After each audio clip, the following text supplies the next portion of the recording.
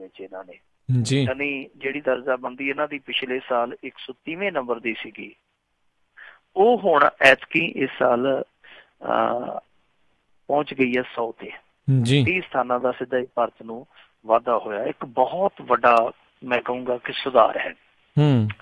ਇਹ ਦੇਖੋ ਕੁਛ ਪੈਮਾਨੇ ਹੁੰਦੇ ਆ, ਕੁਛ ਪੈਰਾਮੀਟਰਸ ਹੁੰਦੇ ਆ, ਜਿੱਦਾਂ ਬਿਜ਼ਨਸ ਸ਼ੁਰੂ ਕਰਨਾ ਪਹਿਲਾ ਪੜਾਅ, ਕੰਸਟਰਕਸ਼ਨ ਪਰਮਿਟ ਲੈਣਾ ਦੂਸਰਾ ਪੜਾਅ, ਫਿਰ ਲੋਨ ਲੈਣਾ ਤੀਸਰਾ ਪੜਾਅ, ਫਿਰ ਇਨਵੈਸਟਮੈਂਟ ਦੀ ਗਰੰਟੀ ਜਿਹਨੂੰ ਆਪਾਂ ਸੁਰੱਖਿਆ ਕਹਿ ਦਿੰਦੇ ਉਹ, ਫਿਰ ਟੈਕਸ ਦਾ ਭੁਗਤਾਨ, ਤੇ ਫਿਰ ਜਿਹਨੂੰ ਆਪਾਂ ਆਯਾਤ ਨਿਰਯਾਤ ਕਹਿ ਦਿੰਦੇ ਹਾਂ। ਸੋ ਇਹ ਚੀਜ਼ਾਂ ਜਿਹੜੀਆਂ ਨੇ ਬੁਨਿਆਦੀ ਚੀਜ਼ਾਂ ਨੇ ਕਿਸੇ ਵੀ ਬਿਜ਼ਨਸ ਨੂੰ ਕਿਤੇ ਵੀ ਜਾ ਕੇ ਖੜਾ ਕਰਨ ਲਈ। ਸੋ ਭਾਰਤ ਦੇ ਵਿੱਚ ਇਹ ਕਿਸ ਤਰ੍ਹਾਂ ਦਾ ਮਾਪਦੰਡ ਹੈ, ਇਹਨਾਂ ਦਾ ਕਿੰਨਾ ਕੁ ਜ਼ਿਆਦਾ ਇੱਥੇ ਸਰਲ ਹੈ ਵਰਤੋਂ ਦੇ ਵਿੱਚ ਆਉਣਾ, ਉਹ ਸਾਰਾ ਇਹਨਾਂ ਚੀਜ਼ਾਂ ਨੂੰ ਕਦੇ ਥੱਲੇ ਲੈ ਜਾਂਦਾ ਭਾਰਤ ਨੂੰ ਦਰਜਾਬੰਦੀ 'ਚ, ਕਦੇ ਉੱਤੇ ਲੈ ਜਾਂਦਾ। ਇਸ ਵਾਰੀ ਉੱਤੇ ਲੈ ਕੇ ਗਿਆ ਤੇ ਬਹੁਤ ਉੱਤੇ ਲੈ ਕੇ ਗਿਆ। ਇਹਦਾ ਮਤਲਬ ਆ ਕਿ ਇਹਨਾਂ ਖੇਤਰਾਂ 'ਚ ਸੁਧਾਰ ਹੋਇਆ, ਪਰ ਹਕੀਕਤ ਇਹ ਆ ਕਿ ਇਹਨਾਂ ਮਾਮਲਿਆਂ 'ਚ ਹਾਲੇ ਵੀ ਭਾਰਤ ਨੂੰ ਬਹੁਤ ਸੁਧਾਰ ਕਰਨ ਦੀ ਜ਼ਰੂਰਤ ਆ। ਮੈਂ ਤੁਹਾਨੂੰ ਸੰਖੇਪ 'ਚ ਉਦਾਹਰਨਾਂ ਦੇ ਦਿੰਦਾ ਕਿਉਂਕਿ ਕਾਫੀ ਸਮਾਂ ਆਪਣਾ ਤਕਨੀਕੀ ਦਿੱਕਤ ਕਰਕੇ ਜਾਇਆ ਹੋ ਗਿਆ। ਜਿੱਦਾਂ ਬਿਜ਼ਨਸ ਸ਼ੁਰੂ ਕਰਨਾ, ਹਕੀਕਤ ਇਹ ਆ ਕਿ ਸ਼ੁਰੂ ਕਰਨ ਦੇ ਵਿੱਚ ਹਾਲੇ ਵੀ ਮਹੀਨਾ ਲੱਗ ਜਾਂਦਾ ਜਿਹੜਾ ਪਹਿਲਾ ਪੜਾਅ, ਔਰ 12 ਤਰ੍ਹਾਂ ਦੇ ਪ੍ਰੋਸੀਜਰ ਹੈ ਜਿਹਦੇ 'ਚੋਂ ਬਿਜ਼ਨਸਮੈਨ ਨੂੰ ਲੰਘਣਾ ਪੈਂਦਾ। ਦੂਸਰਾ ਹੈ ਕੰਸਟਰਕਸ਼ਨ ਪਰਮਿਟ ਲੈਣ ਦਾ, ਉਸਾਰੀ ਪਰਮਿਟ ਲੈਣ ਦਾ। ਤਾਂ ਇਹ ਦੇਖੋ ਕਿ ਹਾਲੇ ਵੀ 30 ਤਰ੍ਹਾਂ ਦਾ ਪ੍ਰੋਸੀਜਰ ਆ, ਔਰ ਇਹਦੇ 'ਚ 144 ਦਿਨ ਲੱਗਦੇ ਆ। ਫਿਰ ਆ ਜਾਂਦਾ ਕਰਜ਼ਾ ਲੈਣਾ, ਔਰ ਜਿਹੜਾ ਬੈਂਕਾਂ ਦਾ ਕਰਜ਼ਾ ਹੈ ਬਿਜ਼ਨਸਮੈਨਾਂ ਲਈ ਉਹ ਬਹੁਤ ਮਹਿੰਗਾ, ਤਾਂ ਉਹ ਕੀ ਕਰਦੇ ਆ ਕਿ ਇੱਧਰੋਂ ਉੱਧਰੋਂ ਫੜਦੇ ਆ। ਇਹ ਵੀ ਇੱਕ ਪ੍ਰੋਬਲਮ ਹੈ। ਤੇ ਦੂਸਰਾ ਹੈ ਕਿ ਇਨਵੈਸਟਮੈਂਟ ਦੀ ਗਰੰਟੀ। ਇਹਦੇ 'ਚ ਤੁਹਾਨੂੰ ਪਤਾ ਹੀ ਆ ਕਿ ਇੱਥੇ ਕਈ ਵਾਰ ਕੰਪਨੀਆਂ ਜਿਹੜੀਆਂ ਫਰੋਡ ਵੀ ਕਰ ਜਾਂਦੀਆਂ, ਕਈ ਵਾਰ ਕੰਪਨੀਆਂ ਖੁਦ ਫਰੋਡ ਦਾ ਸ਼ਿਕਾਰ ਹੋ ਜਾਂਦੀਆਂ। ਇੱਕ ਹੋਰ ਅਹਿਮ ਪੜਾਅ ਆ ਟੈਕਸ ਦਾ ਭੁਗਤਾਨ।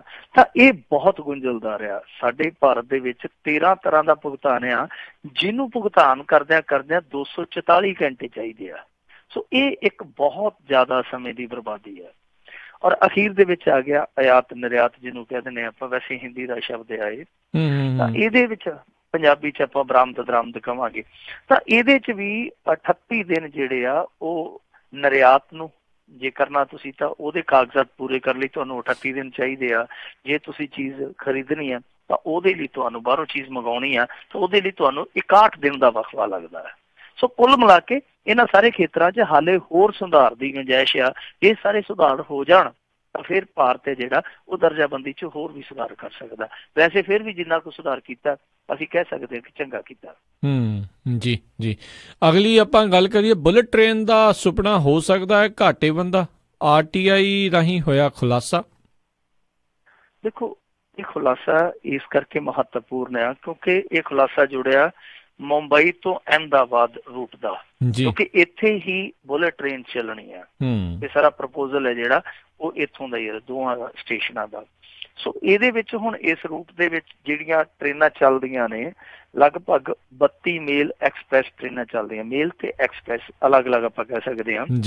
ਇਹਨਾਂ ਦੇ ਵਿੱਚੋਂ ਜੋ ਅੰਕੜਾ ਨਿਕਲ ਕੇ ਆਇਆ RTI ਦੇ ਜ਼ਰੀਏ, ਤਾਂ ਦੇਖੋ ਕਮਾਲ ਦੀ ਗੱਲ ਆ ਕਿ ਜਿਹੜੀਆਂ ਸੀਟਾਂ ਨੇ ਕੁੱਲ ਇਹਨਾਂ 32 ਮੇਲ ਤੇ ਐਕਸਪ੍ਰੈਸ ਟ੍ਰੇਨਾਂ ਦੀਆਂ ਜਾਂ ਰੇਲਾਂ ਦੀਆਂ, ਉਹਨਾਂ ਚੋਂ 40% ਕਦੇ ਭਰਦੀਆਂ ਹੀ ਨਹੀਂ। ਮਤਲਬ ਇਹ ਆ ਕਿ 40% ਖਾਲੀ ਰਹਿੰਦੀ ਆ। ਔਰ ਖਾਸ ਤੌਰ ਤੇ ਜਿਹੜੀਆਂ ਮਹਿੰਗੀਆਂ ਸੀਟਾਂ ਨੇ, ਜਿੱਦਾਂ ਆਪਾਂ AC ਵਾਲੀਆਂ ਕਹਿ ਦਈਏ, ਜਾਂ ਜਿਹੜੇ ਹੋਰ ਲਗਜ਼ਰੀ ਹੁੰਦੇ ਇਹਨਾਂ ਦੇ ਡੱਬੇ, ਉਹ ਜਿਹੜੀਆਂ ਮਹਿੰਗੀਆਂ ਸੀਟਾਂ ਉਹ ਤਾਂ ਕਦੇ ਪੂਰੀਆਂ ਹੁੰਦੀਆਂ ਹੀ ਨਹੀਂ, ਯਾਨੀ ਗੱਡੀ ਸੀਟਡ ਹੁੰਦੀ ਹੀ ਨਹੀਂ। ਤਾਂ ਇਹਦੇ ਵਿੱਚ ਇਹ ਆ ਕਿ 29 ਕਰੋੜ ਦਾ ਘਾਟਾ ਜਿਹੜਾ ਰੇਲਵੇ ਨੂੰ ਪੈਂਦਾ ਹੈ। ਸੋ ਆਪ ਹੀ ਅੰਦਾਜ਼ਾ ਲਾ ਲਓ ਤੁਸੀਂ ਕਿ ਇਸ ਰੂਟ ਤੇ ਜਿਹੜਾ ਆਮ ਰੇਲਵੇ ਰੇਲਾਂ ਚਲਾਉਂਦਾ ਹੈ, ਉਸ ਰੇਲਵੇ ਨੂੰ 29 ਕਰੋੜ ਰੁਪਈਆ ਜਿਹੜਾ ਉਹ ਘਾਟਾ ਪੈਂਦਾ। ਔਰ ਇਹ ਤਾਂ ਪੈਂਦਾ ਕਿਉਂਕਿ 40% ਦੋਨਾਂ ਰੂਟਾਂ ਦੀਆਂ, ਮੁੰਬਈ ਤੋਂ ਅਹਿਮਦਾਬਾਦ ਤੇ ਅਹਿਮਦਾਬਾਦ ਤੋਂ ਮੁੰਬਈ, ਇਹਨਾਂ ਦੋਨਾਂ ਰੂਟਾਂ ਦੀਆਂ ਜਿਹੜੀਆਂ ਸੀਟਾਂ ਨੇ ਉਹ 40% ਖਾਲੀ ਰਹਿ ਜਾਂਦੀਆਂ। ਹੁਣ ਇੱਥੇ ਸਵਾਲ ਇਹੋ ਹੀ ਖੜਾ ਹੁੰਦਾ ਕਿ ਜੇ ਇਹ ਆਮ ਟ੍ਰੇਨਾਂ ਉਹਨਾਂ ਨੂੰ ਘਾਟੇ ਦਾ ਸ਼ਿਕਾਰ ਹੋਣਾ ਪੈ ਰਿਹਾ, ਤੇ ਜੇ ਬੁਲਟ ਟ੍ਰੇਨ ਆ ਗਈ ਉਹਦਾ ਤੇ ਕਿਰਾਇਆ ਵੀ ਬੜਾ ਮਹਿੰਗਾ ਰੱਖਿਆ ਮੋਦੀ ਸਾਹਿਬ ਨੇ, ਜਦੋਂ ਉਹ ਚੱਲਣੀ ਮੇਰੇ ਖਿਆਲ ਦੇ ਨਾਲ ਹੋਰ ਵੀ ਮਹਿੰਗਾ ਹੋ ਜਾਣਾ।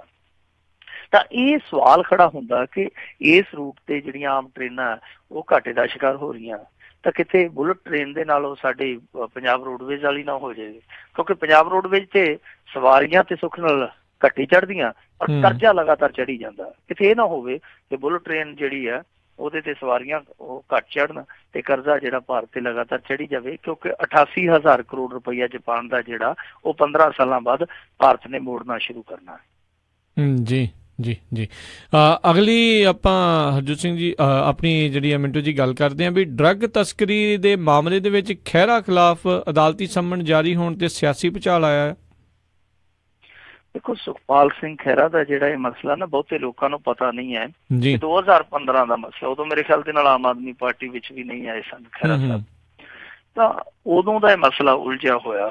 ਬੜੀ ਲੰਮੀ ਕਹਾਣੀ ਹੈ, ਵੈਸੇ ਮੈਂ ਸ਼ਾਰਟ 'ਚ ਦੱਸ ਦੇਣਾ, ਸਮਾਂ ਥੋੜਾ। ਇਹਦਾ ਇੱਕ ਮਿੱਤਰ ਸੀਗਾ, ਕਰੀਬੀ ਸੀਗਾ, ਦੇਬੀ, ਜਿਹੜਾ ਚੇਅਰਮੈਨ ਵੀ ਸੀਗਾ ਪੁਲਿਸ ਦਾ ਜੀ, ਜਾਂ ਪੁਲਿਸ ਦੇ ਲਾਗੇ ਦਾ ਸੀ ਕਿਤੋਂ ਦਾ, ਮੈਨੂੰ ਪੱਕਾ ਯਾਦ ਨਹੀਂ, ਪਰ ਉਹਦਾ ਨਾਂ ਮੈਨੂੰ ਯਾਦ ਹੈ। ਨਾਂ ਇਸ ਕਰਕੇ ਯਾਦ ਹੈ ਕਿਉਂਕਿ ਉਦੋਂ ਬਹੁਤ ਰਫੜ ਪਿਆ ਸੀ।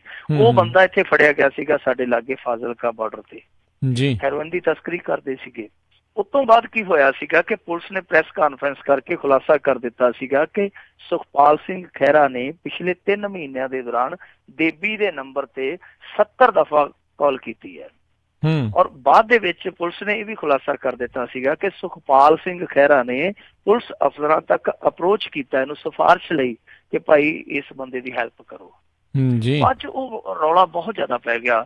ਸੁਖਪਾਲ ਸਿੰਘ ਖਹਿਰਾ ਨੇ ਆਖਿਆ ਸੀਗਾ ਕਿ ਤੁਸੀਂ ਦਰਬਾਰ ਸਾਹਿਬ ਆ ਜਾਓ, ਮੈਂ ਵੀ ਚੜ੍ਹਦਾ ਦਰਬਾਰ ਸਾਹਿਬ, ਤੁਸੀਂ ਇਹ ਪੋਲੀਟੀਕਲੀ ਵੈਂਡੇਟਾ ਕਰਦੇ ਪਏ ਹੋ ਮੇਰੇ ਨਾਲ। ਚਲੋ ਫਿਰ ਇਸ ਮਾਮਲੇ 'ਚ SIT ਬਿਠਾ ਦਿੱਤੀ ਗਈ। SIT ਮੈਂ ਤੁਹਾਨੂੰ ਅੱਗੇ ਵੀ ਦੱਸਿਆ ਸੀ, SIT ਦਾ ਮਤਲਬ ਹੁੰਦਾ ਸਿੱਟ, ਤੇ ਉਹ ਕਈ ਵਾਰ ਸਿੱਟ ਜਿਹੜੀ ਉਹ ਐਸੀ ਬੈਠਦੀ ਹੈ, ਮੁੜ ਕੇ ਬੈਠੀ ਹੋਈ ਰਹਿੰਦੀ, ਬਿਠਾਈ ਦਿੱਤੀ ਜਾਂਦੀ ਹੈ। ਉਹ ਇਸ ਮਸਲੇ ਦੇ ਵਿੱਚ ਵੀ SIT ਬੈਠ ਹੀ ਗਈ। ਉਹਨੇ ਕੋਈ ਰਿਪੋਰਟ ਨਹੀਂ ਪੇਸ਼ ਕੀਤੀ, ਜਦ ਕਿ ਇਸ ਕੇਸ ਦੇ ਵਿੱਚ ਜਿਹੜਾ ਪੁਲਿਸ ਨੇ ਚਲਾਨ ਪੇਸ਼ ਕਰਨਾ ਸੀ 6 ਮਹੀਨਿਆਂ ਦੇ ਅੰਦਰ ਅੰਦਰ, ਉਹਦਾ ਟਾਈਮ ਆ ਗਿਆ। ਪੁਲਿਸ ਨੇ ਸਪਲੀਮੈਂਟਰੀ ਚਲਾਨ ਪੇਸ਼ ਕਰ ਦਿੱਤਾ। ਹੁਣ ਕਮਾਲ ਦੀ ਗੱਲ ਹੈ ਕਿ SIT ਨੇ ਤਾਂ ਇਨਵੈਸਟੀਗੇਸ਼ਨ ਵੀ ਸ਼ੁਰੂ ਨਹੀਂ ਕੀਤੀ, ਤੇ ਜਿਹੜੀ ਪੁਲਿਸ ਕੋਲ ਕੇਸ ਸੀਗਾ ਉਹਨੇ ਚੱਕ ਕੇ ਸਪਲੀਮੈਂਟਰੀ ਚਲਾਨ ਪੇਸ਼ ਕਰ ਦਿੱਤਾ। ਉਹਦੇ 'ਚ ਕਿਤੇ ਵੀ ਸੁਖਪਾਲ ਖਹਿਰਾ ਦਾ ਜ਼ਿਕਰ ਹੈ ਨਹੀਂ। ਯਾਨੀ ਇੱਕ ਪਾਸੇ ਪੁਲਿਸ ਆਪ ਹੀ ਕਹਿੰਦੀ ਪਈ ਸੀ ਕਿ ਸੁਖਪਾਲ ਸਿੰਘ ਖਹਿਰਾ ਜਿਹੜਾ ਉਹ ਇਹਦੇ ਨਾਲ ਟੱਚ ਸੀਗਾ ਔਰ ਇਹਦੀ ਸਿਫਾਰਿਸ਼ ਕਰਨ ਲਈ ਵੀ ਅੱਗੇ ਆਇਆ, ਜਦਕਿ ਜਿਹੜਾ ਪੁਲਿਸ ਚਲਾਨ ਪੇਸ਼ ਕਰਦੀ ਪਈ ਆ ਉਹਦੇ ਵਿੱਚ ਇਹਦਾ ਜ਼ਿਕਰ ਨਹੀਂ ਸੀਗਾ। ਹੁਣ ਅਸਲ ਦੇ ਵਿੱਚ ਬਾਅਦ 'ਚ ਕੀ ਹੋਇਆ ਕਿ ਬਖੇੜਾ ਪੈ ਗਿਆ ਇਸ ਗੱਲ ਤੋਂ। ਇੱਕ ਧਾਰਾ 319 ਹੁੰਦੀ ਆ, ਉਹਦੇ ਤਹਿਤ ਕੋਈ ਵੀ ਬੰਦਾ ਜਿਹੜਾ ਗੁਹਾਰ ਲਾ ਸਕਦਾ। ਇੱਥੇ ਇੱਕ ਵਕੀਲ ਨੇ ਪਟੀਸ਼ਨ ਪਾ ਦਿੱਤੀ ਆ। ਕੱਲ ਇਸ ਕੇਸ ਦਾ ਫੈਸਲਾ ਆ ਗਿਆ, ਦੇਬੀ ਹੋਰਾਂ ਨੂੰ ਤੋਂ ਹੋ ਗਈ ਆ 20 ਸਾਲ ਕੈਦ। ਪਰ ਉਹ ਜਿਹੜੀ ਪਟੀਸ਼ਨ ਪਾਈ ਸੀਗੀ ਇੱਕ ਬੰਦੇ ਵੱਲੋਂ, ਉਹ 319 ਧਾਰਾ ਵਰਤਦਿਆਂ ਜੱਜ ਨੇ ਇੱਕ ਜਿੱਦਾਂ ਮੁਲਜ਼ਮ ਨੂੰ ਸਮਨ ਕਰੀਦਾ, ਮੁਲਜ਼ਮ ਦੇ ਤੌਰ ਤੇ ਹੀ ਸੁਖਪਾਲ ਸਿੰਘ ਖਹਿਰਾ ਔਰ ਜਿਹੜਾ ਦੇਬੀ ਆ ਉਹਦੀ ਇੱਕ ਸਿਸਟਰ ਹੈ UK ਦੇ ਵਿੱਚ, ਇਹਨਾਂ ਸਾਰਿਆਂ ਦਾ, ਇੱਕ ਅੱਧਾ ਹੋਰ ਵੀ ਆ, ਇਹਨਾਂ ਸਾਰਿਆਂ ਦਾ ਸਮਨ ਜਾਰੀ ਕਰ ਦਿੱਤਾ। ਸੋ ਇੱਥੋਂ ਹੁਣ ਜਿਹੜੀਆਂ ਦੂਸਰੀਆਂ ਵਿਰੋਧੀ ਤਨਜ਼ੀਮਾਂ ਨੇ, ਸਿਆਸੀ ਤਨਜ਼ੀਮਾਂ ਨੇ, ਉਹ ਅੜ ਗਈਆਂ ਇਸ ਗੱਲ ਤੇ ਕਿ ਸੁਖਪਾਲ ਸਿੰਘ ਖਹਿਰਾ ਜਿਹੜਾ ਨੈਤਿਕਤਾ ਦੇ ਆਧਾਰ ਤੇ ਉਹ ਅਸਤੀਫਾ ਦੇ ਦੇਵੇ। ਹੁਣ ਦੇਖੋ, ਇਹ ਇੱਕ ਕਮਾਲ ਦੀ ਗੱਲ, ਵੈਸੇ ਤੇ ਨੈਤਿਕਤਾ ਇਹੋ ਹੀ ਬਣਦੀ ਆ ਜਿਹਦੇ ਤੇ ਵੀ ਦੋਸ਼ ਲੱਗੇ ਉਹ ਇੱਕ ਵਾਰੀ ਕੁਰਸੀ ਛੱਡ ਕੇ ਪਾਸੇ ਹੋ ਜਾਵੇ, ਜਦੋਂ ਦੋਸ਼ ਮੁਕਤ ਹੋ ਜਾਵੇ ਉਦੋਂ ਆ ਕੇ ਫਿਰ ਕੁਰਸੀ ਮੰਨ ਲਵੇ। ਪਰ ਸਾਡੇ ਭਾਰਤ 'ਚ ਇਹ ਹੁੰਦਾ ਨਹੀਂ। ਜੇ ਨੈਤਿਕਤਾ ਦਾ ਪੈਮਾਨਾ ਵੇਖਣਾ ਹੋਵੇ ਤੇ ਜਦੋਂ ਨਰਿੰਦਰ ਮੋਦੀ ਗੁਜਰਾਤ ਦੇ ਵਿੱਚ ਸੀ, ਜਦੋਂ ਉੱਥੇ ਕਤਲੇਆਮ ਹੋਇਆ, ਦੋਸ਼ ਤੇ ਉਹਦੇ ਤੇ ਵੀ ਲੱਗਾ, ਉਹਨੇ ਕਿਹੜਾ ਕੁਰਸੀ ਛੱਡੀ ਸੀ। ਦੂਜੇ ਪਾਸੇ ਆ ਜਿਹੜੇ ਕਾਂਗਰਸੀ ਆ, ਇਹ ਤੇ ਫਸੇ ਘੁਟਾਲਿਆਂ 'ਚ ਰਹਿੰਦੇ ਆ। ਇਹ ਦੂਰ ਨਾ ਜਾਣ, ਜਦੋਂ 2007 ਦੇ ਵਿੱਚ ਕੈਪਟਨ ਅਮਰਿੰਦਰ ਸਿੰਘ ਮੁੱਖ ਮੰਤਰੀ ਸੀ, ਉਹਦੇ ਤੇ ਕੇਸ ਤੁਰ ਪਿਆ। ਚਲੋ ਉਹ ਛੱਡੋ, ਬਾਅਦ ਦੇ ਵਿੱਚ ਜਦੋਂ ਹੁਣ ਦੂਜੀ ਵਾਰ ਫੇਰ ਮੁੱਖ ਮੰਤਰੀ ਬਣ ਗਿਆ, ਇਹ ਤਰੀਕਾ ਤੇ ਫੇਰ ਵੀ ਜਾਂਦਾ ਰਿਹਾ। ਕੀ ਇਹ ਨੈਤਿਕਤਾ ਨਹੀਂ ਸੀਗੀ? ਮੁੱਖ ਮੰਤਰੀ ਨਾ ਬਣਦਾ ਜਦੋਂ ਤੱਕ ਦੋਸ਼ ਮੁਕਤ ਨਹੀਂ ਸੀ ਹੁੰਦਾ। ਕਲੀਨ ਚਿੱਟਾਂ ਤੇ ਬਾਅਦ 'ਚ ਆਈਆਂ ਹੈ ਨਾ। ਅਕਾਲੀ ਆ, ਅਕਾਲੀਆਂ ਨੂੰ ਉਦੋਂ ਲੋਕ ਪਿੱਟਦੇ ਰਹੇ ਆ ਕਿ ਬਿਕਰਮ ਮਜੀਠੀਆ ਤੇ ਦੋਸ਼ ਲੱਗਦੇ ਆ, ਬਿਕਰਮਜੀਤ ਮਜੀਠੀਆ ਨੂੰ ਇੱਕ ਵਾਰੀ ਪਾਸੇ ਕਰ ਲਓ, ਜਦੋਂ ਦੋਸ਼ ਮੁਕਤ ਹੋ ਜਾਊਗਾ ਉਦੋਂ ਤੁਸੀਂ ਇਹਨੂੰ ਫੇਰ ਮੰਤਰੀ ਬਣਾ ਦਿਓ। ਉਦੋਂ ਇਹ ਨਹੀਂ ਸੀ ਮੰਨੇ। ਇਹ ਕਹਿੰਦੇ ਸੀ ਇੱਕ ਮੁਲਜ਼ਮ ਦੇ ਕਹਿਣ ਤੇ ਅਸੀਂ ਕਿਵੇਂ ਬਿਕਰਮ ਮਜੀਠੀਆ ਨੂੰ ਹਟਾ ਲਈਏ। ED ਦੇ ਤਲਬ ਕੀਤੇ ਜਾਣ ਤੋਂ ਬਾਅਦ ਵੀ ਨਹੀਂ ਸੀ ਹਟਾਇਆ, ਜਦ ਕਿ ਦੂਜੇ ਪਾਸੇ ਉਹ ਜਿਹੜਾ ਸਰਵਣ ਸਿੰਘ ਫਲੌਰ ਸੀ ਵਿਚਾਰਾ, ਉਹਨੂੰ ਮਾਂਜ ਕੇ ਘਰੇ ਧਰ ਦਿੱਤਾ। ਸੋ ਇਹ ਸਾਰੀਆਂ ਨੈਤਿਕਤਾ ਵਾਲੀਆਂ ਜਿਹੜੀਆਂ ਗੱਲਾਂ ਨੇ, ਨੈਤਿਕਤਾ ਦਾ ਜੇ ਪੈਮਾਨਾ ਰੱਖੀਏ ਤੇ ਮੇਰੇ ਖਿਆਲ ਦੇ ਨਾਲ ਤੇ ਫਿਰ ਸੱਤਾ 'ਚ ਕਿਸੇ ਨੇ ਬਚਣਾ ਤੇ ਨਾ ਫਿਰ ਕਿਸੇ ਨੇ ਆਪੋਜੀਸ਼ਨ 'ਚ ਬਚਣਾ। ਨੈਤਿਕਤਾ ਤੇ ਬਹੁਤ ਕੁਛ ਕਹਿੰਦੀ ਆ। ਸੋ ਇੱਥੇ ਨੈਤਿਕਤਾ ਨਹੀਂ, ਇੱਥੇ ਤੇ ਨਾਟਿਕਤਾ ਤਾਂ ਚੱਲਦੀ ਪਈ ਆ। ਸਾਰਾ ਕੁਛ ਨਾਟਕ ਦੇ ਤਹਿਤ ਹੀ ਕੀਤਾ ਜਾਂਦਾ ਹੈ। ਜੋ ਸੁਖਪਾਲ ਸਿੰਘ ਖਹਿਰਾ ਤੇ ਦਬਾਅ ਬਣਾਇਆ ਜਾ ਰਿਹਾ, ਉਸ ਦਬਾਅ ਦੇ ਵਿੱਚੋਂ ਹੁਣ ਸੁਖਪਾਲ ਖਹਿਰਾ ਕਿਵੇਂ ਨਿਕਲਦਾ ਇਹ ਦੇਖਣਾ ਦਿਲਚਸਪ ਹੋਏਗਾ। ਵੈਸੇ ਹੁਣ ਤੱਕ ਆਮ ਆਦਮੀ ਪਾਰਟੀ ਹੈ ਜਿਹੜੀ ਪਾਰਟੀ ਪੱਧਰ ਤੇ ਉਹਨਾਂ ਦੇ ਕੋਈ ਇਸ ਸਮੇਂ ਕੋਈ ਖਾਸ ਪ੍ਰਤੀਕਿਰਿਆ ਨਹੀਂ ਆ ਰਹੀ। ਉਹਨਾਂ ਦੀ ਚੁੱਪੀ ਹੈ ਜਿਹੜੀ ਉਹ ਕਈ ਸਵਾਲ ਖੜੇ ਕਰਦੀ ਆ। ਪਰ ਹੁਣ ਦੇਖੋ ਸੁਖਪਾਲ ਸਿੰਘ ਖਹਿਰਾ ਜਾ ਕੇ ਅਦਾਲਤ 'ਚ ਕੀ ਪੱਖ ਰੱਖਦਾ, ਅਦਾਲਤ ਉਸ ਪੱਖ ਨੂੰ ਕਿੱਦਾਂ ਲੈਂਦੀ ਹੈ। ਸੋ ਬਹੁਤ ਮਹੱਤਵਪੂਰਨ ਵਕਤ ਆ ਗਿਆ ਸੁਖਪਾਲ ਸਿੰਘ ਖਹਿਰਾ ਲਈ, ਕਿਉਂਕਿ ਇਸ ਮਾਮਲੇ ਦੇ ਵਿੱਚ ਹੁਣ ਤੇ ਸੰਮਨ ਹੀ ਆ, ਜੇ ਅੱਗੇ ਕਾਰਵਾਈ ਤੁਰ ਪੈਂਦੀ ਹੈ ਤੇ ਫਿਰ ਬਹੁਤ ਮੁਸ਼ਕਲ ਹੋ ਜਾਏਗੀ। ਵੈਸੇ ਸੁਖਪਾਲ ਸਿੰਘ ਖਹਿਰਾ ਦੀ ਕਿਸਮਤ ਇਹੋ ਜਿਹੀ ਆ, ਕਦੇ ਤਰਪਾਲ ਤੇ ਹੋਣਾ ਮਾਲ, ਤਰਪਾਲ ਤੋਂ ਮਾਲ ਤੱਕ ਦੇ ਦੋਸ਼ਾਂ ਦੇ ਇਸ ਸਫ਼ਰ ਨੇ ਖਹਿਰਾ ਨੂੰ ਬਹੁਤ ਵਾਰੀ ਸਫਲ ਕੀਤਾ। ਸੋ ਇੱਕ ਵਾਰੀ ਫਿਰ ਖਹਿਰਾ ਜਿਹੜਾ ਸਫਲ ਹੋ ਰਿਹਾ ਜੀ। ਅਗਲੀ ਆਪਾਂ ਮਿੰਟੂ ਜੀ ਗੱਲ ਕਰਦੇ, ਪੰਜਾਬ ਸਰਕਾਰ ਆਰਥਿਕ ਪੱਖੋਂ ਕੰਗਾਲ, ਮਿਡ ਡੇ ਮੀਲ ਸਕੀਮ ਲਗਭਗ ਦਮ ਤੋੜ ਗਈ। ਦੇਖੋ ਅੱਜ ਤੋਂ 6-6.5 ਮਹੀਨੇ ਪਹਿਲਾਂ ਲੋਕੀ ਕਹਿੰਦੇ ਸੀ ਸਰਕਾਰ ਬਦਲ ਗਈ ਆ, ਬਦਲ ਗਈ ਆ, ਬਦਲ ਗਈ ਆ। ਹੁਣ ਲੋਕੀ ਕਹਿੰਦੇ ਆ ਸਰਕਾਰ ਬੰਦਲ ਗਈ ਆ, ਬੰਦਲ ਗਈ ਆ, ਬੰਦਲ ਗਈ ਆ। ਬਦਲ ਤੇ ਬੰਦਲ 'ਚ ਇੰਨਾ ਕੀ ਫਰਕ ਹੈ ਬਸ। ਹੁਣ ਦੇਖੋ ਜਿਹੜੀਆਂ ਇਹ ਯੋਜਨਾਵਾਂ ਨੇ, ਜਿਹੜੀਆਂ ਖਾਸ ਤੌਰ ਤੇ ਸਮਾਜ ਪੱਖੀ ਯੋਜਨਾਵਾਂ ਨੇ, ਉਹ ਧੜਾ ਧੜ ਪੰਜਾਬ ਦੇ ਵਿੱਚ ਧਾਰਾਸ਼ਾਹੀ ਹੋਣ ਡਈਆਂ। ਮਿਡ ਡੇ ਮੀਲ ਇੱਕ ਬਹੁਤ ਹੀ ਵਧੀਆ ਯੋਜਨਾ ਸੀਗੀ, ਪਰ ਅਫਸੋਸ ਦੀ ਗੱਲ ਇਸ ਗੰਦੇ ਸਿਸਟਮ ਦੀ ਇਹ ਯੋਜਨਾ ਵੀ ਭੇਟ ਚੜ ਗਈ ਜੀ। ਜਿੱਦਾਂ ਸਾਡੇ ਇੱਥੇ ਮਨਰੇਗਾ ਸ਼ੁਰੂ ਹੋਈ ਸੀਗੀ, ਮਨਰੇਗਾ ਵੀ ਪੰਜਾਬ ਦੇ ਵਿੱਚ ਕਾਮਯਾਬ ਨਹੀਂ ਹੋਈ। ਜੇ ਤੁਸੀਂ ਰਾਜਸਥਾਨ 'ਚ ਚਲੇ ਜਾਓਗੇ ਜਾਂ ਹੋਰ ਸੂਬਿਆਂ 'ਚ ਜਿੱਦਾਂ ਕੇਰਲ ਆ, ਬੰਗਾਲ ਆ, ਉਹਨਾਂ ਸੂਬਿਆਂ 'ਚ ਜਾਓਗੇ ਤਾਂ ਉਹਦੀ ਰੂਪਰੇਖਾ ਹੋਰ ਹੀ ਤੁਹਾਨੂੰ ਨਜ਼ਰ ਆਏਗੀ। ਪਰ ਇੱਥੇ ਪੰਜਾਬ ਦੇ ਵਿੱਚ ਉਹ ਬਿਲਕੁਲ ਦਮ ਤੋੜ ਚੁੱਕੀ ਆ। ਮਿਡ ਡੇ ਮੀਲ ਵੀ ਹੁਣ ਲਗਭਗ ਦਮ ਤੋੜਨ ਜਾ ਰਹੀ ਆ, ਕਿਉਂਕਿ ਪਿਛਲੇ 3 ਮਹੀਨਿਆਂ ਤੋਂ ਇਹਨਾਂ ਨੇ ਦੁੱਕੀ ਨਹੀਂ ਦਿੱਤੀ। ਹੁਣ ਦੇਖੋ ਜਿਹੜੀ ਮਿਡ ਡੇ ਮੀਲ ਆ, ਜਿਹੜੇ ਬੱਚੇ ਪੜ੍ਹਦੇ ਆ ਉਹਨਾਂ ਨੂੰ ਤੇ ਰੋਜ਼ਾਨਾ ਦੇਣੀ ਆ ਨਾ, ਦੁਪਹਿਰ ਦਾ ਭੋਜਨ ਉਹਨਾਂ ਨੂੰ ਦੇਣਾ ਹੀ ਦੇਣਾ ਮਾਸਟਰਾਂ ਨੇ। ਮਾਸਟਰ ਵਿਚਾਰੇ ਕੁੜਕੀ 'ਚ ਫਸੇ, ਉਹ ਕੀ ਕਰਦੇ ਆ, ਇਹ ਲਾਗੇ ਪਾਸੇ ਜਿਹੜੀ ਦੁਕਾਨ ਹੁੰਦੀ ਆ ਉਸ ਦੁਕਾਨ ਤੇ ਖਾਤਾ ਚਲਾ ਲੈਂਦੇ ਕਿ ਸਾਨੂੰ ਆਲੂ ਗੰਢੇ ਦੇਈ ਚੱਲ, ਜਿਵੇਂ ਹੀ ਪੈਸਾ ਪਿੱਛੋਂ ਆ ਗਿਆ ਅਸੀਂ ਤੈਨੂੰ ਦੇ ਦਿਆਂਗੇ। ਤੇ ਜੇ ਕੋਈ ਅੜੀ ਥੋੜੀ ਹੋਵੇ, ਦੁਕਾਨਦਾਰ ਬਹੁਤਾ ਹੀ ਨੱਕ ਬੁੱਲ ਵੱਟੇ, ਤੇ ਉਹਨੂੰ ਆਪਣੀ ਜੇਬ ਚੋਂ ਵੀ ਕੱਢ ਕੇ ਦੇ ਦਿੰਦੇ ਆ। ਹੁਣ ਦੇਖੋ 3 ਮਹੀਨੇ ਪੈਸਾ ਆਇਆ ਹੀ ਨਹੀਂ। ਜਦੋਂ 3 ਮਹੀਨੇ ਪੈਸਾ ਆਇਆ ਹੀ ਨਹੀਂ, ਮਾਸਟਰ ਆਪਣੀ ਜੇਬ ਦੇ ਵਿੱਚੋਂ ਤੇ ਕੱਢ ਕੇ ਦੇਣੋ ਰਹੇ। ਜੇ ਆਪਣੀ ਜੇਬ ਚੋਂ ਸਾਰਾ ਪੈਸਾ ਕੱਢ ਕੇ ਦੇਣਗੇ ਫਿਰ ਘਰ ਵਾਲੀਆਂ ਨੇ ਘਰੇ ਨਹੀਂ ਵੜਦੇ ਨੇ, ਉਹਨਾਂ ਆਖਣਾ ਜਵਾਕਾਂ ਲਈ ਕੀ ਲੈ ਕੇ ਆਏ ਹੋ। ਮਾਸਟਰ ਵੀ ਮਜਬੂਰ ਆ। ਉਧਰ ਜਿਹੜੇ ਪੇਂਡੂ ਦੁਕਾਨਦਾਰ ਆ, ਕਿਉਂਕਿ ਬਹੁਤੇ ਸਕੂਲ ਸਾਡੇ ਪਿੰਡਾਂ 'ਚ ਆ ਨਾ, ਬਹੁਤੇ ਜਿਹੜੇ ਦੁਕਾਨਦਾਰ ਆ ਪਿੰਡਾਂ ਦੇ, ਉਹਨਾਂ ਦਾ ਇੰਨਾ ਮਾਜਰਾ ਹੈ ਨੀਗਾ ਕਿ ਉਹ ਹਜ਼ਾਰਾਂ ਰੁਪਈਆਂ 'ਚ ਉਧਾਰ ਕਰ ਲੈਣ। ਉਹ ਤੇ 1000 ਰੁਪਈਆ ਬਣਿਆ ਹੋਵੇ ਤੇ ਕੋਈ ਨਾ ਦੇਵੇ, ਮੁੜ ਕੇ ਕਿਸੇ ਨੇ ਕਣਕ ਕੱਢੀ ਹੋਵੇ ਤੇ ਬੋਲ ਤੇ ਚਲੇ ਜਾਂਦੇ ਬੋਰੀ ਲੈ ਕੇ, ਲੈ ਪਾ ਦੇ 1000 ਦੀ ਕਣਕ, ਤੇਰਾ ਕੀ ਪਤਾ, ਮੁੜ ਕੇ ਪਾਸੇ ਵੇਚ ਕੇ ਆਖੇ ਕਿ ਐਤਕੀ ਵੀ ਹਿਸਾਬ ਕਿਤਾਬ ਬਰਾਬਰ ਹੀ ਹੋਇਆ ਅੜਤ ਤੇ। ਸੋ ਉਹ ਜਿਹੜੇ ਦੁਕਾਨਦਾਰ ਆ ਉਹ ਆਪਣੀ ਥਾਂ ਤੇ ਰੋਂਦੇ, ਉਹ ਕਹਿੰਦੇ ਕਿ ਭਾਈ ਸਾਡੇ ਹੱਥ ਖੜੇ ਆ, ਸਾਡਾ ਤੇ ਪਿਛਲਾ ਪੈਸਾ ਸੁੱਟੋ। ਹੁਣ ਬਠਿੰਡੇ 'ਚੋਂ ਅੱਜ ਇੱਕ ਮੀਡੀਆ ਰਿਪੋਰਟ ਆਈ ਆ ਕਿ ਉੱਥੇ ਲਗਭਗ ਪੂਰੇ ਜ਼ਿਲ੍ਹੇ ਦੇ ਵਿੱਚ ਹੀ ਇਹ ਜਿਹੜੀ ਸਕੀਮ ਹੈ ਜਾਂ ਤੇ ਬੰਦ ਹੋ ਗਈ ਆ ਜਾਂ ਆਉਣ ਵਾਲੇ ਕੁਝ ਦਿਨਾਂ ਦੇ ਵਿੱਚ ਬੰਦ ਹੋ ਜਾਊਗੀ। ਕੁਝ ਸਕੂਲਾਂ 'ਚ ਲਗਭਗ ਬੰਦ ਹੋ ਚੁੱਕੀ ਆ, ਕੁਝ ਸਕੂਲਾਂ 'ਚ ਇਹਨੇ ਬੰਦ ਹੋ ਜਾਣਾ। ਸੋ ਇਹ ਇੱਕ ਬਹੁਤ ਗਲਤ ਗੱਲ ਹੈ, ਬਹੁਤ ਹੀ ਮਾੜੀ ਗੱਲ ਹੈ ਸਾਡੀ ਸਰਕਾਰ ਲਈ ਕਿ ਇਹ ਬੱਚਿਆਂ ਲਈ ਵੀ ਇਸ ਯੋਜਨਾ ਨੂੰ ਜਿਹੜਾ ਲਾਗੂ ਕੀਤਾ ਗਿਆ ਸੀ ਉਸ ਨੂੰ ਅੱਗੇ ਨਹੀਂ ਤੋਰ ਪਾ ਰਹੀ। ਇਹ ਬਹੁਤ ਹੀ ਬਦਕਿਸਮਤੀ ਵਾਲੀ ਗੱਲ ਆ, ਕਿਉਂਕਿ ਦੇਖੋ ਜਿਹੜਾ ਗਰੀਬ ਦਾ ਬੱਚਾ ਹੈ ਨਾ, ਉਹ ਗਰੀਬ ਦਾ ਬੱਚਾ ਇਸ ਭੋਜਨ ਕਰਕੇ ਵੀ ਸਕੂਲੇ ਆਉਂਦਾ। ਮਾਂ-ਬਾਪ ਸੋਚਦਾ ਕਿ ਚਲੋ ਨਾਲੇ ਤੇ ਪੇਟ ਦੇ ਵਿੱਚ ਦਾਣਾ ਪੈ ਜਾਊਗਾ, ਨਾਲੇ ਦਿਮਾਗ ਦੇ ਵਿੱਚ ਕੋਈ ਮਾੜਾ ਮੋਟਾ ਇਹਦੇ ਅੱਖਰ ਪੈ ਜਾਊਗਾ। ਸੋ ਇਹ ਇੱਕ ਤਰ੍ਹਾਂ ਦਾ ਲਾਲਚ ਵੀ ਕਹਿ ਲਓ, ਇੱਕ ਤਰ੍ਹਾਂ ਦਾ ਓਟ ਆਸਰਾ ਵੀ ਕਹਿ ਲਓ ਗਰੀਬ ਦੀ ਜ਼ਿੰਦਗੀ ਨੂੰ। ਤੇ ਜੇ ਇਹ ਵੀ ਖੋਹ ਲਿਆ ਗਿਆ ਜਾਂ ਖਤਮ ਹੋ ਗਿਆ, ਜਿਹੜੇ ਮਾੜੇ ਮੋਟੇ ਬੱਚੇ ਆ ਕੇ ਉੱਥੇ ਰੌਣਕ ਲਾਉਂਦੇ ਆ ਸਕੂਲਾਂ 'ਚ, ਉਹ ਰੌਣਕ ਵੀ ਉਜੜ ਜਾਊਗੀ। ਇਸ ਸਕੀਮ ਦੇ ਵਿੱਚੋਂ ਜਿਹੜਾ ਕੇਂਦਰ ਦਾ ਪੈਸਾ ਆਉਂਦਾ, ਉਹਨਾਂ ਦਾ ਪੈਸਾ ਮੇਰੇ ਖਿਆਲ ਦੇ ਨਾਲ 60 ਕੁ ਪੈਸੇ ਆਉਂਦਾ, ਇਹਨਾਂ ਨੇ 40 ਕੁ ਪੈਸੇ ਪੱਤੀ ਪਾਉਣੀ ਹੁੰਦੀ ਆ। ਤਾਂ ਉਹ ਜਿਹੜੀ ਪੱਤੀ ਪਾਉਣੀ ਹੈ ਇਹਨਾਂ ਨੂੰ ਉਹ ਪੱਤੀ ਪਾਉਣੀ ਜ਼ਰੂਰ ਚਾਹੀਦੀ, ਕਿਉਂਕਿ ਕੇਂਦਰ ਦੇ ਵਿੱਚੋਂ ਆਈ ਜਾਂਦੀ ਹੈ।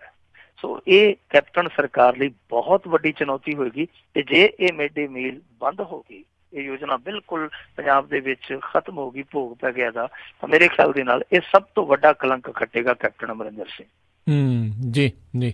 ਅਗਲੀ ਜਿਹੜੀ ਆਪਾਂ ਗੱਲ ਕਰੀਏ, ਜੇਲ੍ਹ ਵਿੱਚ ਕਹਿੰਦੇ ਆ ਜੱਗੂ ਭਗਵਾਨਪੁਰੀ ਦੀ ਜਨਮ ਦਿਨ ਪਾਰਟੀ ਚੱਲੀ, ਵੀਡੀਓ ਹੋਈ ਵਾਇਰਲ। ਦੱਸਦੇ ਜਾਈਏ ਵੀ ਇਹ ਇੱਕ ਗੈਂਗਸਟਰ ਆ ਤੇ ਇਸ ਟਾਈਮ ਜੇਲ੍ਹ 'ਚ ਆ। ਦੇਖੋ ਸਾਰਾ ਕੁਝ ਹੀ ਚੱਲਿਆ ਜਾਂਦਾ ਅੱਜ ਕੱਲ ਜੇਲ੍ਹ ਦੇ ਵਿੱਚ। ਵੈਸੇ ਪੰਜਾਬ ਦੀ ਜੇਲ੍ਹ ਦੇ ਵਿੱਚ ਤੇ ਲਗਜ਼ਰੀ ਜੇਲ੍ਹ ਦੇ ਵਿੱਚ ਸਿਰਫ ਇੰਨਾ ਕੁ ਫਰਕ ਆ ਕਿ ਲਗਜ਼ਰੀ ਰੇਲ ਦੇ ਵਿੱਚ ਲੇਡੀਜ਼ ਅਲਾਓ ਹੁੰਦੀਆਂ, ਉੱਥੇ ਲੇਡੀਜ਼ ਅਲਾਓ ਨਹੀਂ ਹੈ। ਬਾਕੀ ਸਾਰਾ ਕੁਝ ਉਹੀ ਆ, ਸਾਰੀਆਂ ਸਹੂਲਤਾਂ ਉਹੀ ਆ। ਹੁਣ ਦੇਖੋ 2-3 ਦਿਨਾਂ ਦੇ ਵਿੱਚ ਕਿੰਨੀਆਂ ਘਟਨਾਵਾਂ ਸਾਡੇ ਸਾਹਮਣੇ ਆਈਆਂ। ਜੱਗੂ ਭਗਵਾਨਪੁਰੀਏ ਦੀ ਬਰਥਡੇ ਪਾਰਟੀ ਹੈ ਜਿਹੜੀ, ਉਹ ਤੇ ਲਾਈਵ ਸਾਰਿਆਂ ਵੇਖੀ ਆ, ਅਖਬਾਰਾਂ 'ਚ ਵੀ ਛਪ ਗਈ ਆ ਉਹ ਖਬਰ। ਨਾਲ ਹੀ ਕਪੂਰਥਲੇ ਤੋਂ ਇੱਕ ਕੈਦੀ ਨੇ ਲਾਈਵ ਵੀਡੀਓ ਪਾਈ ਆ। ਉਹ ਕਹਿੰਦਾ ਜੀ ਆ ਦੇਖੋ ਫਲਾਣੇ ਬੰਦਿਆਂ ਨੇ ਮੇਰੀ ਬੈਰਕ 'ਚ ਆ ਕੇ ਮੈਨੂੰ ਕੁੱਟਿਆ ਮਾਰਿਆ, ਆ ਮੇਰੇ ਸੱਟ ਲਾ ਦਿੱਤੀ ਆ, ਜੇਲ੍ਹ ਵਾਲੇ ਮੇਰੀ ਗੱਲ ਹੀ ਨਹੀਂ ਸੁਣਦੇ ਪਏ। ਉਹ ਜਿੱਦਾਂ ਪ੍ਰੈਸ ਕਾਨਫਰੰਸ ਕਰ ਰਿਹਾ ਹੁੰਦਾ ਨਾ ਲਾਈਵ ਟੈਲੀਫੋਨ ਲੈ ਕੇ, ਉਹ ਇਸ ਤਰ੍ਹਾਂ ਲਾਈਵ ਵੀਡੀਓ ਪਾ ਕੇ ਲੋਕਾਂ ਨੂੰ ਦੱਸਦਾ ਪਿਆ। ਇਹਦਾ ਮਤਲਬ ਆ ਕਿ ਉਹ ਉੱਥੇ ਵੀ ਮੋਬਾਈਲ ਵਰਤ ਰਿਹਾ, ਕਪੂਰਥਲਾ ਜੇਲ੍ਹ ਦੇ ਵਿੱਚ ਵੀ। ਆ ਜਿਹੜਾ ਜੱਗੂ ਭਗਵਾਨਪੁਰੀ ਹੈ, ਇਹਦੇ ਨਾਲ ਦੇ ਆ ਥੋੜੇ ਦਿਨ ਪਹਿਲਾਂ ਹੀ ਅੰਦਰੋਂ ਜਿਹੜੇ ਕਿ ਕੰਮ ਕਰ ਤੋਰਦੇ ਸੀ ਬਾਹਰ ਰਹਿ ਕੇ, ਉਹ ਬੰਦੇ ਫੜੇ ਗਏ। ਉਹਨਾਂ ਤੋਂ ਸਮਾਨ ਕਾਫੀ ਫੜਿਆ ਗਿਆ। ਜਦੋਂ ਉਹਨਾਂ ਨੂੰ ਪੁੱਛਿਆ, ਉਹ ਕਹਿੰਦੇ ਜੀ ਕਿ ਸਾਨੂੰ ਤੇ ਜੱਗੂ ਉਥੋਂ ਅੰਦਰੋਂ ਹੀ ਡਾਇਰੈਕਸ਼ਨ ਦੇ ਦਿੰਦਾ ਕਿ ਇੱਥੋਂ ਚੁੱਕ ਲਓ, ਇੱਥੇ ਸੁੱਟ ਦਿਓ, ਸਾਡਾ ਕੀ ਹੈ, ਸਾਡਾ ਤੇ ਆਪਣਾ ਕੱਖ ਵੀ ਨਹੀਂ ਹੈ। ਹੁਣ ਅੱਜ ਜਿਹੜੀ ਇੱਕ ਘਟਨਾ ਹੋਰ ਵਾਪਰੀ ਹੈ, ਕੱਲ ਗਾਂਧੀ ਗਰੁੱਪ ਦੇ ਜਿਹੜੀ ਇਹਨਾਂ ਦੀ ਸਟੂਡੈਂਟ ਐਸੋਸੀਏਸ਼ਨ ਆ, ਇਸ ਤਰ੍ਹਾਂ ਦੀ ਬਣਾਈ ਹੋਈ ਇਹਨਾਂ ਨੇ, ਉਸ ਪਾਰਟੀ ਦੇ 2 ਇਹਨਾਂ ਦੇ ਯੂਥ ਦੇ ਆਗੂ ਕੱਲ ਫੜੇ ਗਏ। ਉਹਨਾਂ ਤੋਂ ਪੁੱਛਗਿੱਛ ਹੋਈ ਕਿ ਭਾਈ ਤੁਸੀਂ ਜੇਲ੍ਹਾਂ ਦੇ ਅੰਦਰ ਇਸ ਤਰ੍ਹਾਂ ਗੈਂਗਸਟਰਾਂ ਨੂੰ ਜਾਂ ਆਪਣੇ ਨਾਲ ਦਿਆਂ ਨੂੰ ਸਮਾਨ ਕਿੱਦਾਂ ਪਹੁੰਚਾਉਂਦੇ ਸੀ? ਉਹਨਾਂ ਨੇ ਦੱਸਿਆ ਕਿ ਇੱਕ ਤੇ ਫਲਾਣੀ ਬੀਬੀ ਹੈ ਜਿਹੜੀ ਜੇਲ੍ਹ ਮੁਲਾਜ਼ਮ ਆ, ਉਹ ਸਾਡੀ ਹੈਲਪ ਕਰਦੀ ਆ, ਤੇ ਇੱਕ ਫਲਾਣਾ ਬੀਬਾ ਸਾਡੀ ਹੈਲਪ ਕਰਦਾ, ਦੋਵੇਂ ਸਾਡਾ ਸਮਾਨ ਅੰਦਰ ਲੈ ਕੇ ਜਾਂਦੇ ਆ। ਹੁਣ ਉਹ ਦੋਵੇਂ ਵੀ ਫੜੇ ਗਏ ਆ। ਯਾਨੀ ਜੇਲ੍ਹਾਂ ਦੇ ਵਿੱਚ ਜੋ ਕੁਛ ਚੱਲਦਾ ਪਿਆ, ਪੁਲਿਸ ਮੰਨੇ ਜਾਂ ਨਾ ਮੰਨੇ, ਇਸ ਚੀਜ਼ ਤੇ ਮੋਹਰ ਲੱਗਦੀ ਆ। ਅੱਜ ਦੀ ਆ ਜਿਹੜੀ ਗ੍ਰਿਫਤਾਰੀ ਹੋਈ ਹੈ ਖਾਸ ਤੌਰ ਤੇ ਇੱਕ ਸੁਪਰਡੈਂਟ ਦੀ, ਸਹਾਇਕ ਸੁਪਰਡੈਂਟ ਦੀ, ਜੇਲ੍ਹ ਸੁਪਰਡੈਂਟ ਦੀ, ਤਾਂ ਇਹਦੇ ਵਿੱਚ ਸਾਫ਼ ਤੌਰ ਤੇ ਦੇਖਿਆ ਜਾ ਸਕਦਾ ਕਿ ਜੇਲ੍ਹਾਂ ਦੇ ਅੰਦਰ ਜੋ ਕੁਛ ਚੱਲਦਾ ਪਿਆ, ਉਹ ਸਾਰਾ ਕੁਛ ਆਪਣੇ ਆਪ ਨਹੀਂ ਚੱਲਦਾ, ਬਲਕਿ ਰਲ ਮਿਲ ਕੇ ਖੇਡੀ ਜਾਂਦੀ ਹੈ। ਹੁਣ ਇੱਕ ਬੈਰਕ ਦੇ ਵਿੱਚ ਜਸ਼ਨ ਮਨਾਇਆ ਜਾ ਰਿਹਾ ਹੈ। ਬੈਰਕ ਇਹ ਤੇ ਹੈ ਨਹੀਂ ਕਿ ਚਫੇਰਿਓਂ ਉਹਨੂੰ ਦਰਵਾਜ਼ੇ ਲੱਗੇ ਆ ਜਾਂ ਚਾਨਣੀਆਂ ਤਾਣੀਆਂ ਹੋਈਆਂ, ਉਹ ਖੁੱਲੀ ਬੈਰਕ ਹੁੰਦੀ ਹੈ ਚਫੇਰਿਓਂ। ਜੇ ਬੈਰਕ ਦੇ ਵਿੱਚ ਭੰਗੜਾ ਪੈ ਰਿਹਾ, ਕੇਕ ਕੱਟਿਆ ਜਾ ਰਿਹਾ, ਵੀਡੀਓ ਬਣਾਈਆਂ ਜਾ ਰਹੀਆਂ, ਹਰੇਕ ਦੇ ਹੱਥ 'ਚ ਸਮਾਰਟਫੋਨ ਆ, ਇਹਦਾ ਮਤਲਬ ਆ ਕਿ ਬਾਹਰ ਸੰਤਰੀ ਵੀ ਖੜਾ ਹੋਊਗਾ ਲਾਗੇ, ਉਹ ਵੀ ਸੁਣਦਾ ਹੋਊਗਾ, ਸੁਣਦਾ ਜ਼ਰੂਰ ਹੋਊਗਾ, ਆ ਕੇ ਹੋ ਸਕਦਾ ਕੇਕ ਦਾ ਹਿੱਸਾ ਥੋੜਾ ਜਿਹਾ ਉਹ ਖਾ ਕੇ ਵੀ ਗਿਆ ਚਲਾ ਹੋਵੇ। ਪਰ ਜੋ ਕੁਛ ਇਹ ਚੱਲਦਾ ਪਿਆ, ਇਹ ਆਪਣੇ ਆਪ ਦੇ ਵਿੱਚ ਬਹੁਤ ਸਾਰੇ ਸਵਾਲ ਖੜੇ ਕਰਦਾ। ਹੁਣ ਜਿਹੜਾ ਜੇਲ੍ਹ ਪ੍ਰਬੰਧਨ ਮੋਬਾਇਲ ਚੱਲਦਾ ਹੀ ਨਹੀਂ ਰੋਕ ਸਕਦਾ, ਜੋ ਉੱਥੇ ਨਸ਼ਾ ਪੱਤਾ ਚੱਲਦਾ ਉਹ ਕਿੱਦਾਂ ਰੋਕੂਗਾ? ਸਭ ਤੋਂ ਵੱਡਾ ਸਵਾਲ ਤੇ ਇਹ ਆ। ਸੋ ਇਸ ਮਾਮਲੇ ਦੇ ਵਿੱਚ ਅੱਗੇ ਜਦੋਂ ਇਸ ਤਰ੍ਹਾਂ ਦੀਆਂ ਰਿਪੋਰਟਾਂ ਆਉਂਦੀਆਂ ਹੁੰਦੀਆਂ ਸੀ, ਇਹ ਕਹਿੰਦੇ ਹੁੰਦੇ ਸੀਗੇ ਕਿ ਸੁਖਬੀਰ ਸਿੰਘ ਬਾਦਲ ਆਪਣੇ ਕੋਲ ਹੋਮ ਮਿਨਿਸਟਰੀ ਰੱਖੀ ਬੈਠਾ, ਇਹਨੂੰ ਅਸਤੀਫਾ ਦੇਣਾ ਚਾਹੀਦਾ। ਹੁਣ ਇਹਨਾਂ ਨੂੰ ਇਹ ਸਵਾਲ ਕਰਨਾ ਬਣਦਾ ਹੈ ਕਿ ਜੇ ਸੁਖਬੀਰ ਸਿੰਘ ਬਾਦਲ ਨੂੰ ਉਦੋਂ ਅਸਤੀਫਾ ਦੇਣਾ ਚਾਹੀਦਾ ਸੀ, ਤੇ ਫਿਰ ਤੁਹਾਨੂੰ ਵੀ ਅਸਤੀਫਾ ਦੇਣਾ ਚਾਹੀਦਾ। ਤੁਸੀਂ ਅਸਤੀਫਾ ਦੇਣ ਦੀ ਥਾਂ ਤੇ ਆ ਲੋਕਾਂ ਨੂੰ ਜਿਹੜਾ ਲਤੀਫਾ ਦੇ ਰਹੇ ਹੋ ਆਪਣੇ ਰਾਜ ਦਾ, ਇਹਨੂੰ ਬੰਦ ਕਰੋ। ਰੱਬ ਦਾ ਵਾਸਤਾ ਕਿਸੇ ਪਾਸੇ ਸੁਧਾਰ ਕਰਕੇ ਦਿਖਾਓ। ਇਸ ਤਰ੍ਹਾਂ ਦੀ ਜਿਹੜੀ ਆ ਚਿਰੜ ਭੁੰਡੀ ਜੀ ਕੱਢ ਦਿੰਦੇ ਤੀਜੇ ਦਿਨ, ਉੱਥੇ ਪ੍ਰੈਸ ਕਾਨਫਰੰਸ ਕਰ ਲਈ, ਉੱਥੇ ਇਲਜ਼ਾਮ ਲਾ ਦਿੱਤਾ, ਉੱਥੇ ਲਾ ਦਿੱਤਾ। ਇਹ ਇਲਜ਼ਾਮ ਤਰਾਸ਼ੀ ਦੇ ਨਾਲ ਰਾਜ ਨਹੀਂ ਚੱਲਣਾ। ਜੇਕਰ ਜੇਲ੍ਹਾਂ ਦਾ ਇਹੋ ਹਾਲ ਰਿਹਾ, ਜਿਵੇਂ ਅੱਗੇ ਨਾਭਾ ਕਾਂਡ ਅਸੀਂ ਵੇਖਿਆ, ਕੋਈ ਨਾ ਕੋਈ ਵੱਡਾ ਕਾਂਡ ਜਿਹੜਾ ਉਹ ਜੇਲ੍ਹਾਂ ਦੇ ਵਿੱਚ ਫਿਰ ਵਾਪਰੂਗਾ। ਜੀ ਜੀ ਜੀ। ਅਗਲੀ ਆਪਾਂ ਮਿੰਟੂ ਜੀ ਗੱਲ ਕਰਦੇ ਹਾਂ, ਜਾਲੀ ਆਧਾਰ ਕਾਰਡ ਬਣਾ ਕੇ ਪੰਜਾਬ 'ਚ ਜ਼ਮੀਨਾਂ ਦੀਆਂ ਰਜਿਸਟਰੀਆਂ ਕਰਾਉਣ ਦਾ ਮਾਮਲਾ ਸਾਹਮਣੇ ਆਇਆ ਹੈ। ਦੇਖੋ ਉਹ ਪੰਜਾਬੀ ਦਾ ਮੁਹਾਵਰਾ ਨਾ, ਡਰਦੀ ਹਰ ਹਰ ਕਰਦੀ। ਸੋ ਇੱਥੇ ਹਾਲ ਉਹੀ ਬਣਿਆ ਪਿਆ। ਲੋਕੀ ਆਧਾਰ ਕਾਰਡ ਹਰੇਕ ਜਗ੍ਹਾ ਤੇ ਲਿੰਕ ਕਰਾਉਣੋਂ ਇਸੇ ਕਰਕੇ ਡਰਦੇ ਪਏ ਆ। ਸਹੀ ਗੱਲ, ਕਿਉਂਕਿ ਆਧਾਰ ਦੀ ਕੋਈ ਸਿਕਿਉਰਿਟੀ ਨਹੀਂ ਹੈਗੀ, ਨਾ ਸਿਕਿਉਰਿਟੀ ਆ ਤੇ ਨਾ ਹੀ ਕੋਈ ਸ਼ੋਰਟੀ ਆ ਕਿ ਕੱਲ ਨੂੰ ਡਾਟਾ ਤੁਹਾਡਾ ਜਿਹੜਾ ਉਹ ਸੁਰੱਖਿਅਤ ਰਹੂਗਾ। ਉਹ ਕੋਈ ਵੀ ਸ਼ੋਰਟੀ ਨਹੀਂ ਲੈਂਦਾ ਇਸ ਗੱਲ ਦੀ। ਹੁਣ ਪੰਜਾਬ ਦੇ ਵਿੱਚੋਂ ਇਹ ਦੂਜਾ ਮਸਲਾ ਸਾਹਮਣੇ ਆ। ਪਹਿਲਾ ਮਸਲਾ ਤੁਹਾਨੂੰ ਯਾਦ ਹੀ ਹੋਣਾ, ਥੋੜੇ ਦਿਨ ਪਹਿਲਾਂ ਜਲੰਧਰ ਛਾਉਣੀ ਦੇ ਲਾਗਿਓਂ ਇੱਕ ਬੰਦਾ ਫੜਿਆ ਗਿਆ ਸੀ। ਵੈਸੇ ਤੇ ਉਹ ਆਸਟ੍ਰੇਲੀਅਨ ਨਾਗਰਿਕ ਸੀਗਾ। ਦੂਜਾ ਇਹ ਸੀਗਾ ਕਿ ਉਹ ਵੈਸੇ ਮੂਲ ਤੌਰ ਤੇ ਪਾਕਿਸਤਾਨੀ ਸੀ। ਉਹ ਉੱਥੇ ਆ ਕੇ ਰਹਿ ਰਿਹਾ ਸੀਗਾ ਬੰਦਾ, ਵੈਸੇ ਉਹਨੇ ਸ਼ਾਦੀ ਕਰਵਾਈ ਹੋਈ ਸੀਗੀ।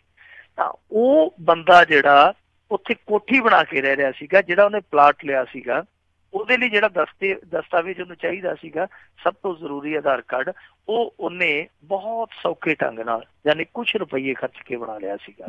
ਇਹ ਸਾਡੇ ਪੰਜਾਬ ਦੀ ਘਟਨਾ। ਹੁਣ ਇਹ ਦੂਸਰੀ ਘਟਨਾ ਜਿੱਥੇ ਇਹ ਇੱਕ ਗਰੋਹ ਸਾਹਮਣੇ ਆਉਂਦਾ ਪਿਆ ਕਿ ਇਹਨਾਂ ਬੰਦਿਆਂ ਨੇ ਜਾਂ ਇਹਨਾਂ ਨਾਲ ਬੰਦੀਆਂ ਵੀ ਸੀ ਵੈਸੇ ਕੁਛ ਇਹਨਾਂ ਦੇ, ਇਸ ਗਰੋਹ ਨੇ, ਇਹਨਾਂ ਬੰਦੀਆਂ ਨੇ ਕੁਛ ਮਰ ਗਏ ਬੰਦਿਆਂ ਦੇ ਜਾਅਲੀ ਆਧਾਰ ਕਾਰਡ ਬਣਾ ਕੇ ਉਹਨਾਂ ਤੇ ਰਜਿਸਟਰੀਆਂ ਕਰਾ ਲਈਆਂ ਜ਼ਮੀਨਾਂ ਤੇ ਬਾਅਦ ਦੇ ਵਿੱਚ ਹੁਣ ਚਲੋ ਚੰਗੇ ਭਾਗ ਇਹ ਮਾਮਲਾ ਖੁੱਲ ਗਿਆ, ਬੰਦੇ ਗ੍ਰਿਫਤਾਰ ਹੋ ਗਏ ਆ, ਔਰਤਾਂ ਵੀ ਜਿਹੜੀਆਂ ਇਹਨਾਂ ਦੇ ਨਾਲ ਕੰਮ ਕਰਦੀਆਂ ਪਈਆਂ ਸੀ ਉਹ ਵੀ ਗ੍ਰਿਫਤਾਰ ਹੋ ਗਈਆਂ। ਪਰ ਜਿਹੜੀ ਆਧਾਰ ਕਾਰਡ ਦੀ ਸਿਕਿਉਰਿਟੀ ਲੋਕਾਂ ਨੂੰ ਚਿੰਤਾ 'ਚ ਪਾਉਂਦੀ ਹੈ, ਉਹ ਚਿੰਤਾ ਤੇ ਜਿਉਂ ਦੀ ਤਿਉਂ ਹੈ ਨਾ।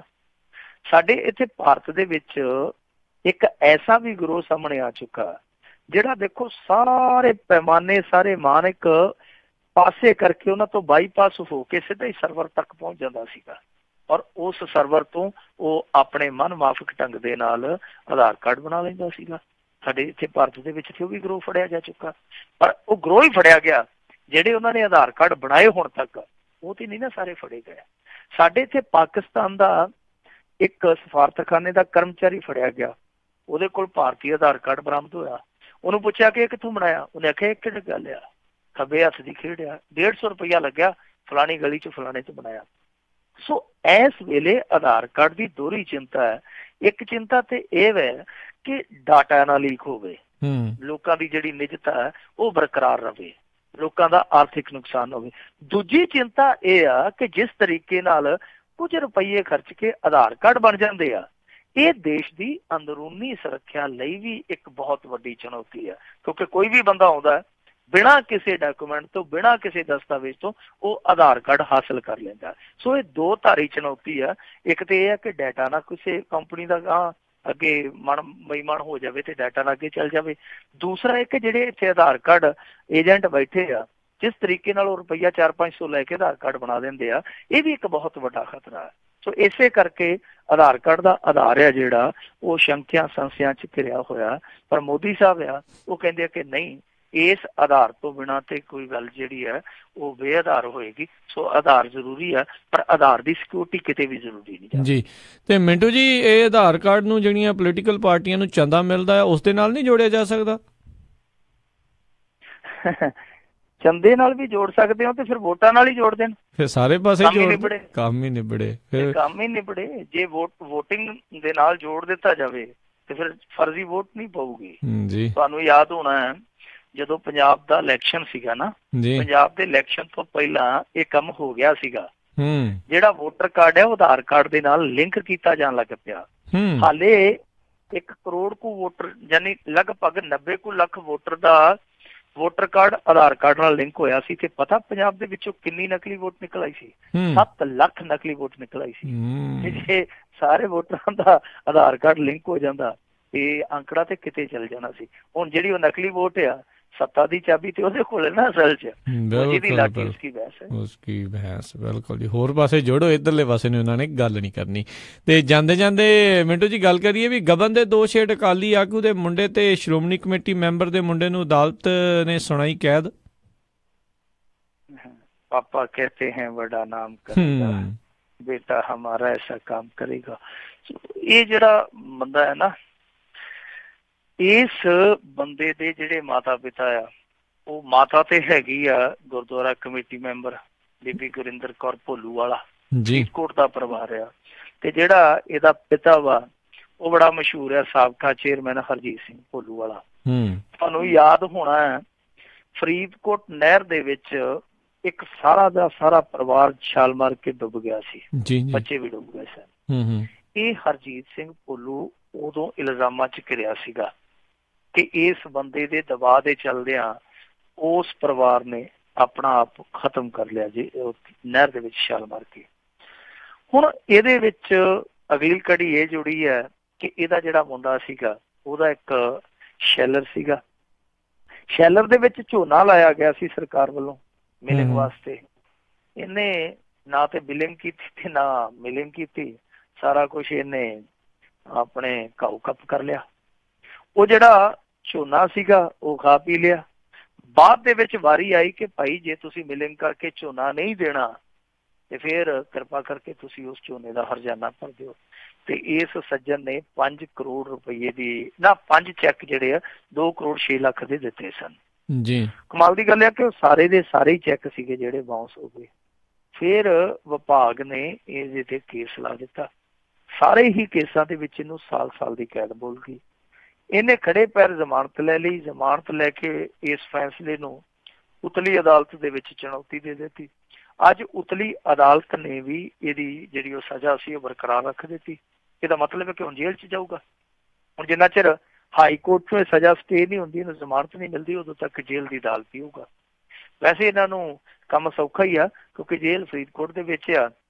ਉਹਨੂੰ ਵੈਸੇ ਮਾਡਰਨ ਜੇਲ੍ਹ ਕਹਿ ਦਿੰਦੇ ਆ। ਉੱਥੇ ਕੈਦੀ ਵੀ ਜਾ ਕੇ ਮਾਡਰਨ ਹੀ ਹੋ ਜਾਂਦੇ ਜਿੱਦਾਂ ਜੱਗੂ ਹੋਰੀ ਆ। ਸੋ ਕੋਈ ਬਹੁਤੀ ਇਹਨਾਂ ਨੂੰ ਦਿੱਕਤ ਨਹੀਂ ਆਉਣੀ, ਪਰ ਫਿਰ ਵੀ ਜੇਲ੍ਹ ਤੇ ਜੇਲ੍ਹ ਹੀ ਆ, ਪਿੰਜਰਾ ਤੇ ਪਿੰਜਰਾ ਹੀ ਆ, ਚਾਹੇ ਸੋਨੇ ਦਾ ਹੀ ਹੋਵੇ। ਪਰ ਇੱਥੇ ਇੱਕ ਵੱਡਾ ਸਵਾਲ ਇਹ ਖੜਾ ਹੁੰਦਾ ਕਿ ਇਹ ਜਿਹੜੇ ਕਮੇਟੀ ਮੈਂਬਰ ਆ, ਹਾਲਾਂਕਿ ਕਿਸੇ ਦੀ ਔਲਾਦ ਕਿਹੋ ਜਿਹੀ ਨਿਕਲ ਆਉਣੀ ਹੈ ਉਹ ਆਪਾਂ ਨਹੀਂ ਕਹਿ ਸਕਦੇ, ਪਰ ਕਰਦੇ ਕੀ ਆ, ਬਦਨਾਮੀਆਂ ਕਿਹੋ ਜਿਹੀਆਂ ਖੱਟਦੇ ਆ।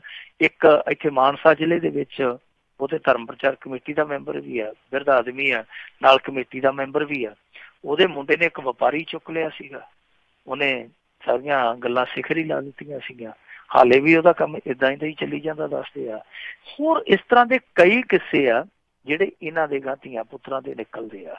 ਸੋ ਇਹ ਸੋਚਣ ਵਾਲੀ ਗੱਲ ਆ ਕਿ ਜਿਹੜੇ ਲੋਕ ਆਪਣੀ ਔਲਾਦ ਨੂੰ ਚੰਗੀ ਸੇਧ ਨਹੀਂ ਦੇ ਸਕਦੇ, ਉਹ ਪੰਥ ਨੂੰ ਚੰਗੀ ਸੇਧ ਕੀ ਦੇਣਗੇ, ਉਹ ਸਮਾਜ ਨੂੰ ਚੰਗੀ ਸੇਧ ਕੀ ਦੇਣਗੇ। ਇਹ ਇੱਕ ਸਵਾਲ ਜ਼ਰੂਰ ਉੱਠਦਾ।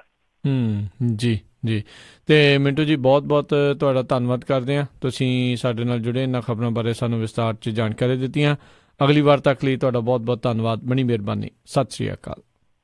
ਸਤਿ ਸ਼੍ਰੀ ਅਕਾਲ ਜੀ। ਤੇ ਸੋ ਤੇ ਇੱਥੇ ਸਾਡਾ ਅੱਜ ਦਾ ਇਹ ਪ੍ਰੋਗਰਾਮ ਸਮਾਪਤ ਹੈ ਤੇ ਮਿਲਾਂਗੇ ਤੁਹਾਨੂੰ ਸਾਰਿਆਂ ਨੂੰ ਅਗਲੇ ਬੁਲੇਟਿਨ ਦੇ ਵਿੱਚ।